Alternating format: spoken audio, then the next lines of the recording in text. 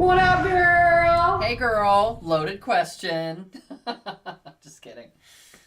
Um, I'm doing great. It's 6 degrees outside. I think I've really brought you like winter snuggly couture the best way that I could. Ooh, yes. She's giving heating pad. Give me a stand. Yeah, you know what? I just may. I think this outfit is fit. This is what I wore to work today. And here's, go with me on this Wait a journey. minute, hold on. You left the house today in 6 degrees? I did. It was really miserable, let me tell you. And I really had, so there's like a thick thermal, like we're talking thick thermal tights underneath this, right? Like Okay. nothing's Yeah. getting in or out. And then Right. we're kind of doing Carhartt on the top and like pajamas on the bottom. Like it's a very soft, snuggly fabric, a nice woven cotton with a Okay. check on it, bias cut, so it's like just a little bit diagonal, but it's like I like the way it sort of like Mm-hmm. moves, the lines move on it. And to really bring that kind of like loungewear element together, it's got a gathered waist with a drawstring that I like to tie into a little bow. So it's kind of like she got herself off the couch this morning, but just barely. Carhartt on top. Little House on the Prairie on bottom. Yeah. Soft surroundings, maybe? Anyone? Oh, Soft that's a little surroundings, inside anyone? joke. Cozy corners, here we come. So it doesn't look warm though. Do you wear a layer underneath, or are the thermal tights enough? Oh, mama, there's lots of layered, packed on, Okay. like down shearing Sherpa, microfiber. It's Mm. just I just start naming off fabrics. There's a lot going on under here, okay? But you'd never know because we keep the polish on top. Girl, don't we all? My Well, hair's it's chilly finally here long enough to too. do this. Yes, very peppermint patty. Yeah, love that. Yes. What were you gonna say? It's chilly here. It's 81, but it's a cool 81. So it's and that's the dash. Never saw me again. It's like a soggy 81. You know what I mean? So there's that. Girl, well, get ready and pack warm because rumor has it that next week we might be in for an in-person dish, but we can neither Ooh, confirm nor the deny. rumors are true. They're true. That's right. That's right. So, That's right. You heard it here first.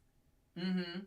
So before we get into the sauciness that is Polycule party etiquette, which we are keeping it unapproachable and specific. I loved that in the promo. We are keeping it very niche, but if you've been with Yeah. us for any amount of time, you know that we are unapologetically obscure. Yes. So, girl, before we get into that topic, how has 2024 been treating you so far? What are some early predictions? What are some revelations? What are things you wish you would have known on December 31st, 2023? Oh, not a damn thing. I will say the last 3 weeks, 2 weeks and 2 days, I guess, Yeah, it hasn't been long. um, have really been such good, like, I've been really productive and self-reflective, and both of those usually don't happen at the same time. Mm. You mean it's like an So, either or situation usually? yeah. But I really feel like I've had a lot of opportunities to both be productive and self-reflect. So I think I'm just being more cognizant of my time management. And I think that's what happens in the holidays is you lose, right? Mm-hmm. You like lose all of that almost like agency of your time Yeah, with the yeah. holidays. Mm-hmm. And like events rob it, but also like you're like, I have these things to do and I have this and I have the expectations I put on myself. And like I don't want to be too much of a white lady when I say this, but the amount of thought I put into like gifts But I for mean, people, look at yeah, like us. I'm like, and it's not healthy. It's not Mm-hmm. like, oh, what was Eileen gonna want? I'm like, what's gonna make Eileen love me? Like it's not good. Nothing. So Just kidding. Everything is gonna make me love you. Yeah. dishware. Yeah. Crock pots. Love it. No notes. tiny ceramics with bunnies on it, also very big. Yeah, I'm really into egg cups right now. Look at an egg cup. It's what you serve a soft-boiled egg in. You know, it's like a little footed, tiny little dish that that holds one egg. It's very cute. I love them. Can you serve anything else in them? Or are they just a dish for an egg? Why would you want to? It's an egg cup. It's for one. It's for one very specific thing only. And I said, you know what? It's me, right? It's also good for dish. For one very specific thing. It's like, you know what? You get tarot or you get burlesque, but don't ask me to do anything else. Right. Very specific. Yeah. Very niche. Yeah, I get that. That's right. So that's all she yeah, did. so it's been good. I think, I'm trying to stay positive. I think, but I also don't want to be like Pollyanna positive. And I think there's just a lot of chaos and stuff. So I'm doing what I can to control the controllables on my end. So I'm feeling good about that. But it certainly doesn't take away from everything else. So, well, that for but yeah, sure. I'm feeling pretty good. That How about for you, sure. girl? How are you? Yeah. I've, because I posed this question, it may surprise you that I did take some time to think about it before the dish started. Because what prompted me to ask is there's been a lot going on, and I feel like I've been through a couple very rapid stages in what have only been a couple days of the year. So, For sure. First, I was like, okay, we're going to go back to work and we're going to think about all the stuff we put on hold for the holidays. We were like, that's a 2024 problem, right? So at first, like, the first day that I went back to work, because we had a few little days off, which was nice, I was like mentally exhausted by 1 p.m. because I was not used to multitasking so fiercely all day, every day, which is just the natural state that I live in. So I was like, oh yeah, this is a lot. So I had to like kind of ease myself back into it, take a little more breaks, do some mindfulness stuff. I like to go to calm.com and listen to the free meditation prompts by the Attorney General. It's got a very sexy, sultry voice. Ooh. Yeah, it's cute. Surgeon Which General. Attorney General? I'm sorry, Surgeon General, not Attorney General. That makes way more sense. Different general. I was like, is it Jefferson Beauregard Sessions, my favorite Attorney General? No, it was the insurance guy. For a great low rate, you can get online. Go to the general, save some time.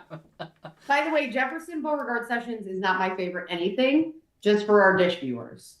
Yeah, just in case we need to make that perfectly clear. Wait, I'm Googling it right now. Mm-hmm. How do you say it? It's attorneys general? Yes. If there's multiple, it's attorneys general. The attorneys general. Not attorney generals. It's attorneys general. Isn't that fabulous? Vivek Murdy. That's the Surgeon General. Anyway. Oh, okay. I'm like, yeah. Anyway, no, Vivek is he's kind of like a daddy with a deep, sultry voice. And when he says relax, I say done. Don't tell me twice. I know. Before we get into that again, I'm just gonna share my screen. Oh, okay. Really quick because I want to confirm. Let me get you on the dish cam for this rare treat. Get me on the dish cam so I can share with you what comes up when I click on dish cup or egg dish or egg cup. I was gonna say if you search dish cup, you're gonna end up with like the Diva cup or something, and that is not. We're not talking about. That is not what we're talking about? Hold on. Oh, wait. I'm trying to find a good one. They're all terrifying. We're not talking menstrual products, but frankly, we would on this show. I'm not opposed to it. Yeah, we surely would. Okay, yes, that's what we're talking about, Brooke. What is this? Le Creuset.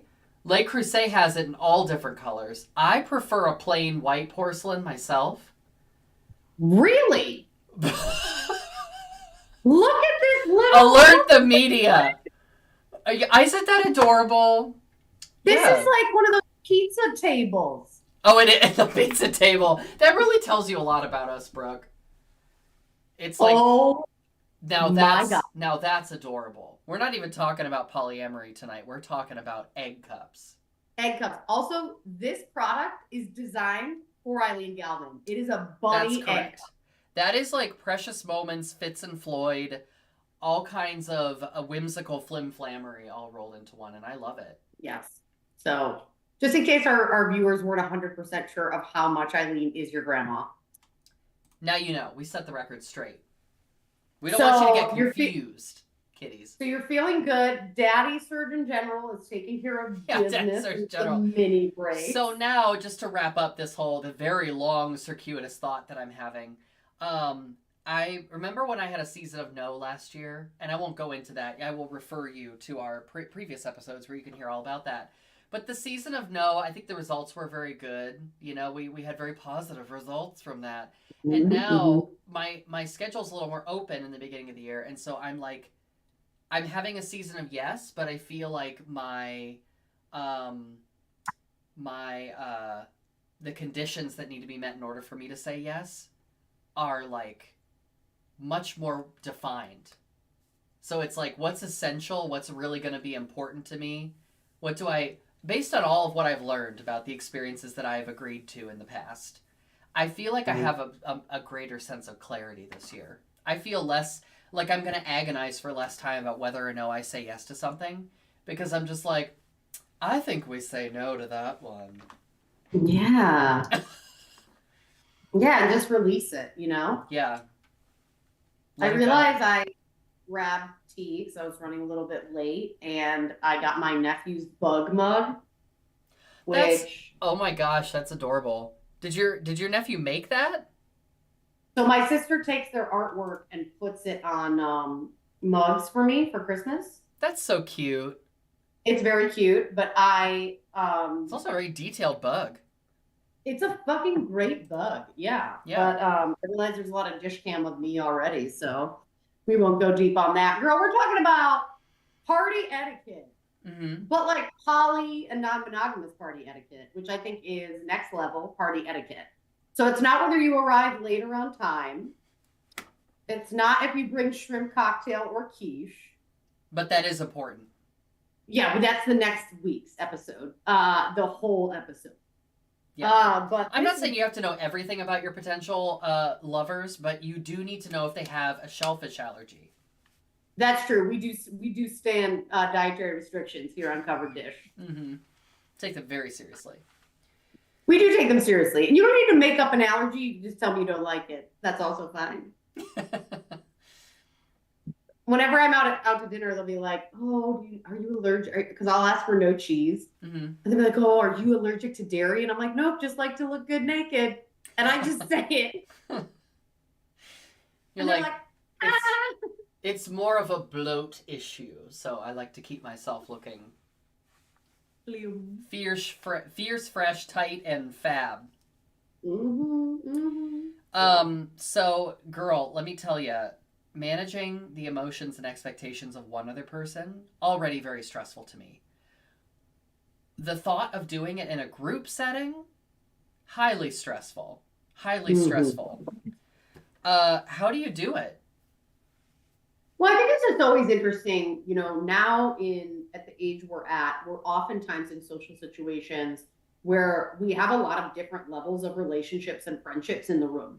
Mm-hmm. And I think that is like navigating that as a whole thing. So you're, even if it's friendships, right? Whatever the relationship is, odds are good. You will have people in the room where it's like, they know you better. They know you not as well. There's acquaintances. Like I call it the bachelorette rule. So I don't go to bachelorettes. They're against my religion, in case you're wondering. I don't go. And let me tell you why. Because oftentimes, unless it's highly curated, like mine, it is. I was gonna say, I think I know of one you went to. No. Well, that was a special. That didn't count. And here's why. Because bachelorette, everyone like it's 2 friends from college, and it's 2 friends from my old job, and 1 friend from Bath and Body Works, and blah blah blah. And there's like 12 people, and they're 2 to 3 from each area of your life, and then like the person you're marrying's sister, right? And then it's like. You know what I mean? And that's why I'm like, those are just too many dynamics, and that's not how I want to spend my weekend. Mm-hmm. You know what I'm saying? And it's like, we're going to Nashville. It's $5,000 a person. Nothing's included. That voice, I think she's from Madison, Wisconsin, but she moved to LA. And she'll never let you hear the end of it. No, and she walks up and down Hollywood Boulevard, and she just screams horoscopes at people through a megaphone. Oh my God. Oh my God, You're Leo. Scorpio. This is your week. Oh my God. Get it, Virgo. So, you got so this, that Gemini, said, despite what everyone says about you. It's so funny. The uh, so like the bachelorette effect is something like I cannot manage, and like that happens in social situations. So it's like if you have someone and you're dating them, or you're new to dating, and then someone your an ex is around, like all the different levels of knowledge really make me uncomfortable and closeness. Like I need to hang out. We're all pretty much on the same level. Do you know what I'm saying? yeah. So I'm gonna say something that is a pro and then a con about non-monogamous spaces, like broadly, all many different flavors included. No, if you're watching this and you think, is Eileen referring to my non-monogamous space? Yes. She is specifically referring to it. She's angry about it. This is a call out, and I hate you for it. No, I'm kidding. No. So I'm gonna say something that I think is a benefit, and then something that is a challenge about by comparing monogamous or mononormative spaces to non-monogamous spaces, which is that in monogamous spaces, or where monogamy is normative, right? Like everyone is just kind of assumed that we're all monogamous here. There's a lot of stuff that's just left to chance, right? Like we all think we're with our monogamous partners or we're single, and we don't think that there's going to be flirtations outside of boundaries, or we don't prepare ourselves for, somebody is going to come up and have an extra drink, and then their boundaries are going to come down and they're going to come up and flirt with somebody even though they know they're with somebody else. You know what I mean? There's just a little bit more room for chaos there. So what's good in non-monogamous spaces is that, generally speaking, people have a lot more experience and thought around what their own boundaries are in their relationship, and sensitivity to approaching someone that they don't know what their boundaries are yet, right? Right. So there's just a heightened baseline of awareness, I think, among attendees that like we kind of know how to navigate this even if we haven't gotten to know people yet. And then the downside to that is we shouldn't assume that everyone in non-monogamous spaces are going to approach interactions with sensitivity and respect, right? Because people can still be assholes in any community. In any context, that's right. So there's always an asshole. Well, I think it's interesting you bring that up, because I find humans to be just so fucking transgressive, right? We're just always testing the fences. We're we love it. You know what I'm saying? We're just like we touch the hot stove. We just are like, ugh. You know what I mean? You tell us here's the line, and we're like, ugh. Yeah. So when it comes to what you just shared, kind of about these like assumptions, right? I think one of the reasons sometimes in hyper like archetypally heteronormative monogamous spaces, oftentimes like with that overlap of like class and everything else. Oh yeah. It's almost like the boundary crossing has no consequence for like the men. But you know what I mean? Because it's like there's no like, oh, John got hammered and did this or whatever, but like we're all gonna go to bed and we're all gonna forget about it. We're not gonna talk about it. And yeah, we'll gossip about it a little bit, but then like the next day it's fine and no one says it. You know what I'm saying? Like I think there's a natural in spaces where people aren't bringing in all those expectations and that baggage at that level, where it's like, hey, if you're gonna kind of like take this step and engage and whatever, there's some accountability to self in that, versus like, well, I just thought too much to drink, whatever. You know what I mean? It's like latent and under the surface. Yeah. You're saying that happens more in the non-monogamous spaces? No, I'm saying like there's accountability. There's more accountability in non-monogamous spaces. Oh, yeah. And like in queer spaces and spaces where those expectations aren't set so strictly, right, by the confines. Like I was recently in an upper middle class white neighborhood for Christmas. So we won't say where. But the structure is so rigid. Like, and it's not bad if you choose it, but I'm like, it's almost a lattice work of rules. It's so 3D and confusing. Like the women have to look a certain way and they wear makeup, but they don't wear certain makeup. And then they all have these Puritan dresses and they're like expensive Puritan dresses. They're like $500 Puritan dresses, but they're not flattering. But like, that's fine. But it matters. There's all these rules. And there's seasonal Puritan dresses. So there's maybe like a bell, or it's like a little bit extra lace trim because it's the holidays. Why not? But I'm just like, there's so many rules here, and I think, you know, for me, when I'm in those spaces, I naturally buck against, right? You know me, I always naturally buck against, but birth order shit. But I also am like, this is so draining to just try to, because my instinct is to fit in. And I think that's the thing that drives me the most crazy, is my instinct is to try to fit in, because that's how I was raised and socialized. So I'm just like, I have this feeling of, why don't I fit in? And then I buck against it immediately. And I have this like little mini adult tantrum in my body, right? Because I'm like, damn it, like, why do I care? But there's something about the expectation society puts on me too, as a cis woman in that space, as a white cis woman specifically, where I feel like I have to do certain things. And I catch myself making small talk about things where I'm like, what? Like, it's not bad. And I don't want to, like, you know, I don't know, like talk about Jeff Sessions, but like, did I want to say that? I don't want to talk about Jeff Sessions. I want to scream about Jeff Sessions. Especially cry about Jeff Sessions. Yeah, especially in situations where, you know, you brought up something that brings you around family and probably has a sense of personal history. And anytime I'm around family or those going home kind of situations, I think it's natural for us to regress. And I go back to a point in time in my life where I was much less self-assured, like I didn't know who I was. I think it's natural to want to buck against that because it feels like a threat in the way that we don't carry in our day-to-day lives. And also, just as people, adding to the list of maybe problematic things that we have a tendency to do, we both want to fit in and be like everyone else and stand out and be special. And those two things are contradictory for me, but that doesn't mean I will try very hard to do both at the same time. Absolutely. Which is how I ended up looking like this. Get a good look. Girl. It's like one part Land's End, one part queer tarot reader.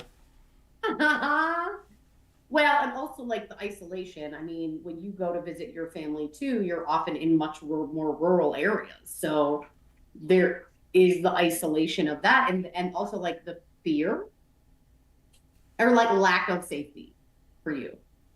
You see the terror? I'm about to go do that in a week. And again, we won't say where, but it is in the rural Midwest. And it's in the line between rural and suburban, right? Like you can walk through a subdivision. Oh, like someone said something, it was like ex-urban or something, like suburban, but like even farther out. Someone said there's a term for it, and I'd never heard it. I don't know the term, but it's that.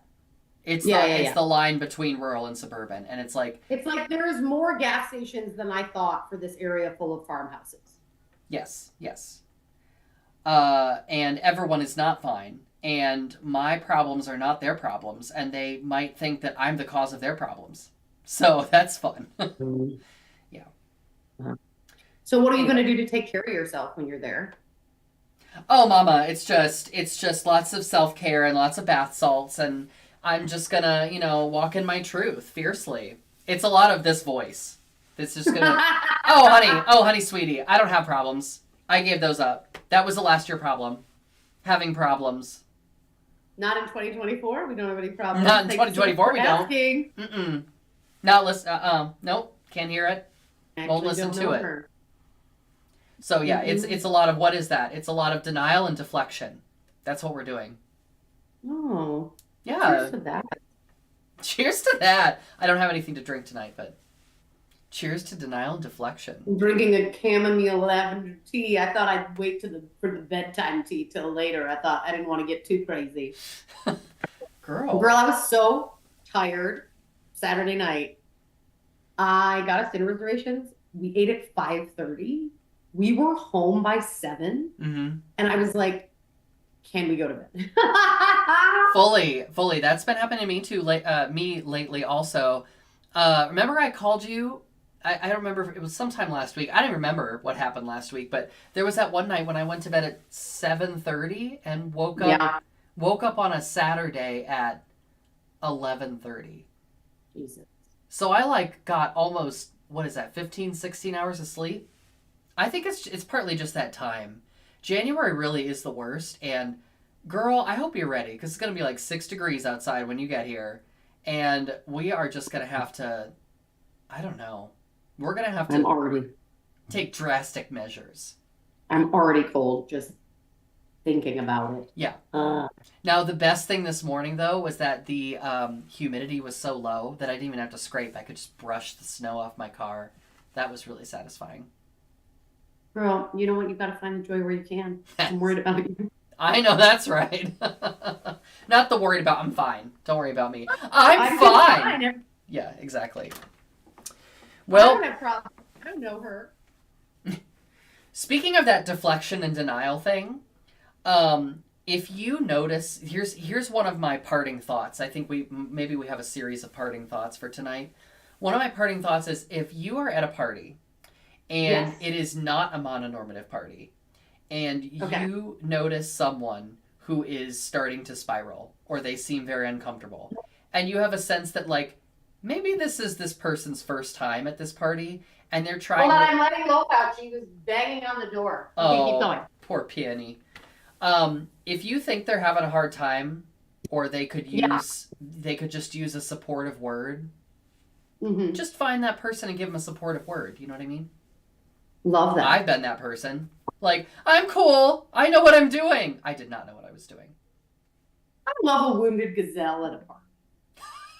Oh my gosh. Just like, No, I am a lioness at a party, and I find introverts because I'm always, by the way, extremely attracted to introverts.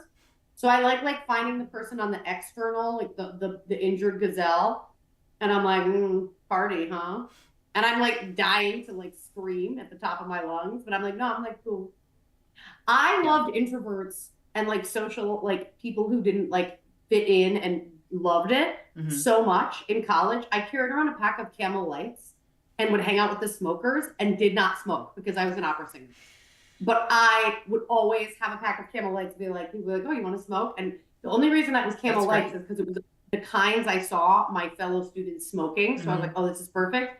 That's how I met my first boyfriend in college and my first girlfriend. What's up? So there are all kinds of opportunities for you to connect with people around you. I think the difficulty is we have to get out of our own heads. You know? We're in our own way. We need to get out of our own way. we need to get out. That's from some motivational book or something. Girl, something you said. Maybe. Oh, I remember. That used to be your job. Remember at Traffic Jam at Wall Street? And you were very good at that. Your job was What was my job? To go around and make sure people are having a good time at the party. Oh yeah, no. If I could have made that a full-time job, it would have been it. You were so good at that, and I think that was why it had such a following. Like why people would come back is because they might not. You were like a Mary Poppins of the party. Like they didn't necessarily remember that it was you, right? But I think you just facilitated connection. I do like facility, yeah, and I think like I like being like, oh my gosh, I met so and so at this end of the party, and you should meet so and so. Yeah. Connection matchmaker, which is probably why I played Yenta, the matchmaker, in Fiddler on the Roof my junior year of high school at Narden Academy. So, hey, you know what? There are threads. There are threads woven throughout our lives. I mean, all of your, oh my God, that face you're making is terrifying. I looked over at the party and there was this woman making this face and I'll never forget it. You want to see my Cindy Lou Who face? Yes.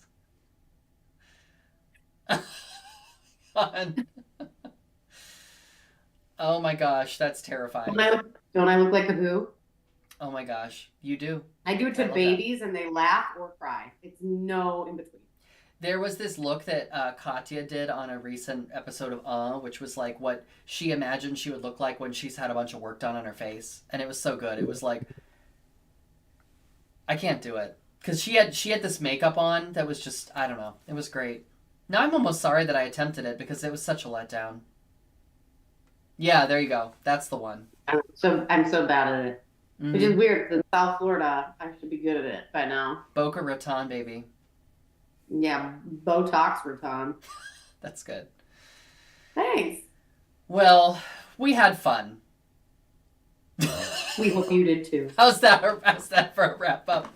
I seriously, like, I feel like I'm shutting down. And by that, I mean, it's so cold outside, and I'm so, like, hibernation, seasonal affective stuff, Everything. everything all at once. And so, I guess, like, if you need a sign, you know, those memes that are like, I don't know who needs to hear this.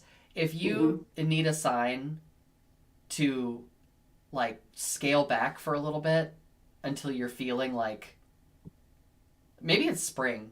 There's this thing that Yeah. affects us as animals. It's called spring. Until springtime and things start like coming out again, like just stay on the couch. They'll be fine. I love that. I love that message.